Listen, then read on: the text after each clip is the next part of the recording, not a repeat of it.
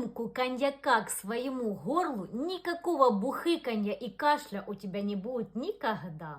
Перелей рюмочку коньячка в 200-граммовый стаканчик. Теплое, подогревшее молочко выливаем сюда. Не бойся, что оно так перемешается и цвет будет интересный, зато эффективный. В нашу смесь добавь чайную ложку сливочного масла. Лучше его растопить, чтобы оно сразу было жиденькое.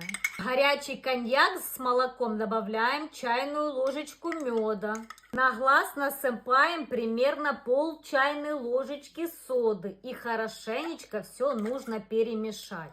Если ты этот напиток выпьешь перед тем, как пойдешь ложиться спать, не поверишь, на утро ты проснешься, ни кашля у тебя не будет, ни бухыканья, будешь полон сил и эмоций. А если ты нальешь еще одну рюмочку коньяка сюда, то вообще забудешь, что болел и что такое кашель. Бери видео в сохранение, пользуйся, не кашляй.